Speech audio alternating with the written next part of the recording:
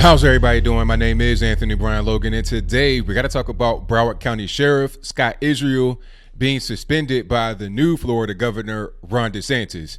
Now, if you ask me, this has been a long time coming.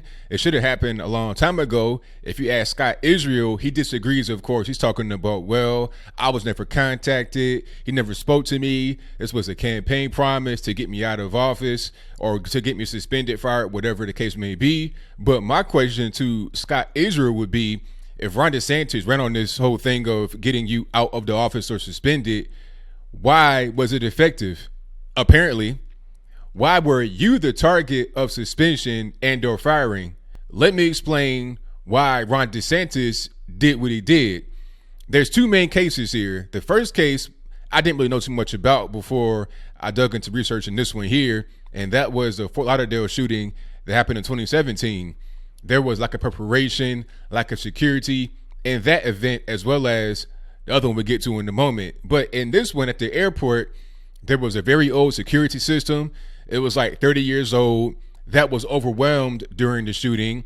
There wasn't enough security, apparently, at the airport to prevent the shooting from happening or from being as bad as what it wound up being. 5 people were killed and over 40 were injured during this situation. Very tragic, but could have been prevented.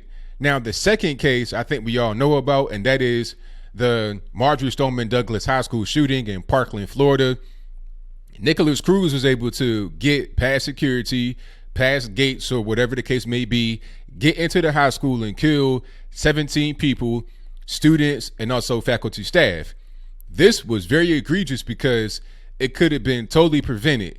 Number one, there was a school resource officer there by the name of Scot Peterson. Scot Peterson was shown on camera not going into the school, just on his radio, just hanging out with his gun. Okay, if you have an active shooter, why aren't you pursuing? Why aren't you going to the actual school? When I first heard about it, I'm thinking, okay, this guy's getting up there in age. It's almost retirement time. He does not want to risk his life because he's thinking about dollar signs. But while that is probably true, you also have the sheriff, Scot Israel, changing things in the actual rule book as far as it relates to active shooters. The policy before Scot Israel changed it was an officer shall pursue an active shooter. He changed that to may pursue an active shooter, which means that you have discretion. Either you want to go in and pursue or you don't. In Scot Peterson's case, he chose the latter because it's time to get money. It's time to retire. I'm in Florida already. I don't even really got to drive that far. A few more weeks, months, or whatever, I'm done.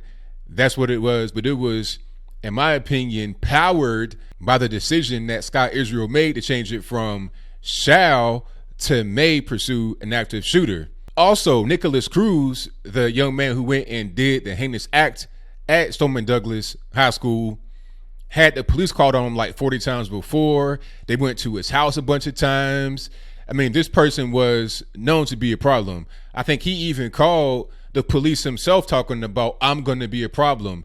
Nothing was done. Okay. This could have been prevented. He's telling the police, hey, I'm going to be a problem. I might shoot somebody. Nothing was done. So let me get this straight, Scot Israel. You think you should still be on the job after you failed to secure the airport in which 5 people were killed? And everybody knows that airports are the most secure places in America. There are police everywhere. There's scanners, metal detectors everywhere. You got the TSA. It's a very secure place, but yet you were able to have a shootout in 2017. You got all kind of technology, all kind of things to prevent it, but you had it still happen. And then the very next year, you have a shooting that happens at a high school. One of your officers is outside chilling because he doesn't want to jeopardize his retirement. And that was powered by the fact that you said that you don't have to go engage an active shooter if you don't want to. And then the shooter at the second incident at the high school had called you and said, I'm going to be a problem. Nothing was done. And then you got on television and tried to blame the NRA and Dana Lash talking about, well, they want to be against comprehensive gun control, all this, that, and the third. Maybe the problem ain't gun control. Maybe the problem is incompetent people in leadership that are in charge of safety. Okay. Now, I'm not saying it's always the police's fault when you have a mass shooting that happens. Never would I say that.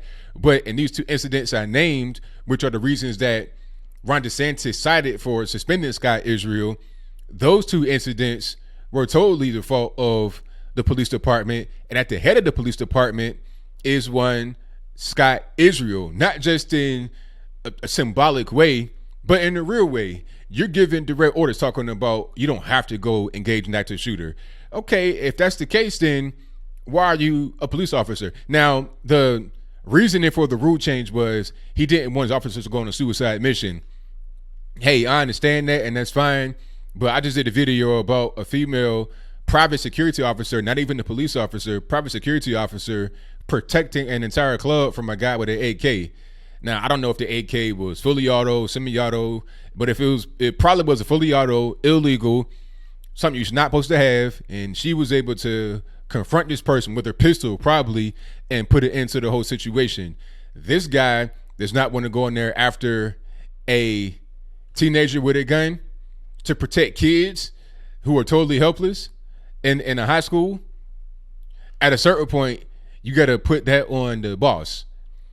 When you put certain policies in there, certain rules in there that allow things like this to happen, is your fault. So shout out to Ron DeSantis for not only fulfilling the campaign promise, but also doing the right thing by suspending this man. You have a guy in there right now who was in Cold Springs, Florida, acting as the current sheriff of Broward County.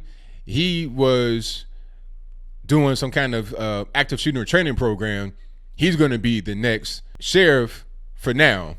And to me, that makes perfect sense. Have a guy in there that understands how to do with active shooters, how to, do with concealed carry, stuff like that, to teach proper gun ownership, proper gun handling, and to understand the signs of when a person is not suitable to have guns. If a guy calls you, the sheriff, talking about, hey, come get me, I have a gun, I want to kill people, and you don't do anything, you got to get out of there. That's just basic common sense. So that's pretty much all I got to say. But what say you? Do you think that Ron DeSantis did the right thing by suspending Scot Israel? This guy, really, at the end of the day, is a big-time never-Trumper, in my opinion, a Hillary supporter, somebody that's against guns, gun control advocate. Do you need that kind of guy in Florida, of all places, where a lot of people have guns and they're able to defend themselves? How do you feel about the new person being in there for now that has experience with guns and experience with proper gun safety? How do you feel about Ron DeSantis? Is he going to be a good governor, bad governor? Do you live in Florida, or do you live in Broward County? Do you think the change that was made in the leadership position is going to help Broward County go forward towards the future? Oh, I got to add one more thing. There was also the thing about cooking the books. Okay, you got these crime numbers and stuff that are abnormally low. A lot of that comes from the top as well. Misrepresenting crimes and stuff like that. You can have a great police department full of great people that want to do the right thing, but if you have poor leadership, that can spoil the entire bunch. But whatever your comments are, please let me know in the comments below. And that's all I got to say for this video. If you like what you heard, please comment, rate, share, and subscribe. Peace.